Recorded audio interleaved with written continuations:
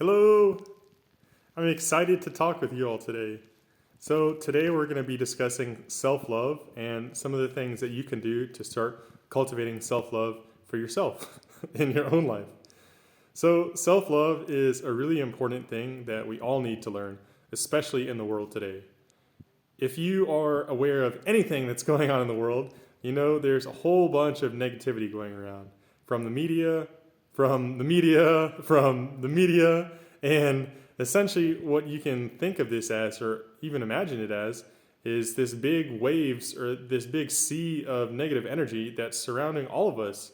And I don't want you to place your attention on that too much because in doing so, you can actually strengthen it or intensify it. But the fact is, there's a lot of negative energy that's going around. And if you are unable to protect yourself from this or unable to cultivate enough love to repel all of it, you can really get brought down by it. It's a big Debbie Downer. So, as we are cultivating self love, what we're actually doing is further strengthening our energy field and facilitating this protectedness and this safeness that allows us to live in this higher vibrational state. And then in doing so, manifest all of these wonderful things in our lives. So now I'm going to discuss some of the ways that I practice self love. And it's important to keep in mind that self love is like ice cream. There are a million different flavors, and there's millions of different ways that you can love yourself and practice self love. And I want you to take what's best for you and apply it. And if nothing fits, if nothing works, that's okay too. So it's always best to figure out what works for you. We can learn from others, but to follow others is forsaking your own inner guidance system. And that's a big no no. So there are two things that I do to practice self love. The first thing I do is what I call the 1% method. And what I mean by that is when I'm practicing, I want to try and feel 1% better about myself each and every day. As you're going through this, you're going to notice that from time to time, you're going to have these experiences where all of these negative emotions start to pop up.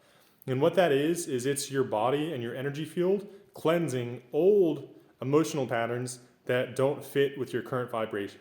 So just be mindful of that. And if you notice that after practicing this for a few days, you have one day where you're in this weird funk, that's just your body giving you a chance to choose between the old energy that you've been cultivating and the new energy of self-love that you've been cultivating. So you haven't done anything wrong.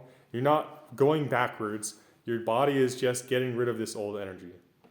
So the 1% technique is when you think about yourself or you try and feel yourself. You want to feel the emotions and the energy that you're cultivating for yourself or the way that you feel about yourself.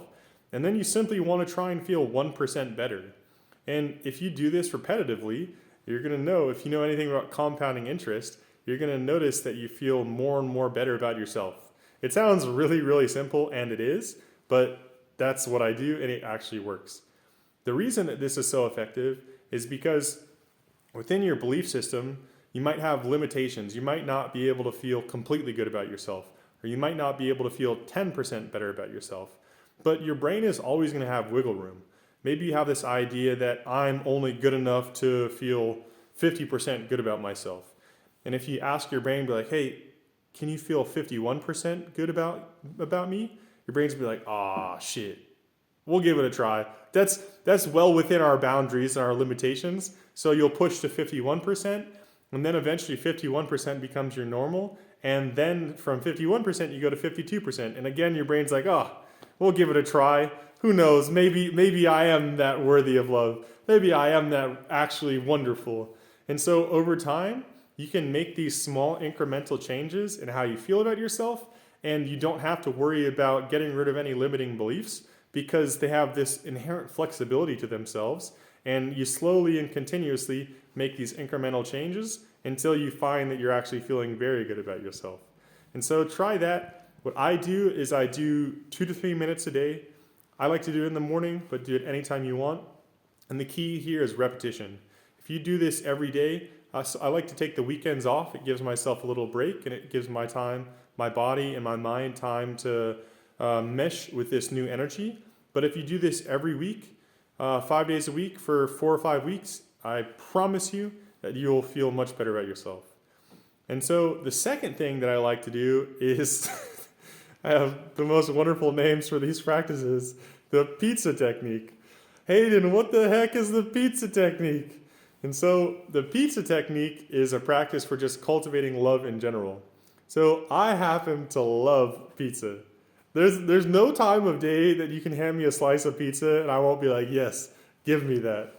And so the pizza technique is when you take something that you already love, you think about that, which triggers your body and mind to get into this positive state, and then you switch your attention from the thing that you love to the feeling that you have then created. So what we're doing here is we're actually practicing this mental, emotional, energetic experience or cultivation of love. And so again, we use pizza or something that we already have a positive connection with to trigger this positive emotional state. And then once we have triggered the positive emotional state, we focus on that experience itself. And you can actually push it where you're feeling, I always use numbers because I'm a math guy, but maybe you're feeling 75% love. And then you're like, okay, I want to see if I can push it to 76% or 77%.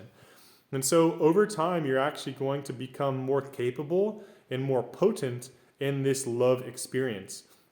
And as you practice and you gain more control over your emotional state, what you can do is you can trigger this emotional or this love state on at will or on cue. And after you've done so, you can then bring your attention to yourself. And so you've got this emotional state going on in one part of your consciousness, and then you bring up yourself or your ideas about yourself. And what you're going to do is you're telling your brain to connect love, positivity, enjoyment, and me, myself, and I. And so over time, you're actually going to start to build this connection between yourself and this positive mental emotional state. So that is it. That is all I have to share for today. I wish you all the best, and remember, you are worthy, you are special, and you are fantastic. So I will see you next time, and I wish you a wonderful day. Bye.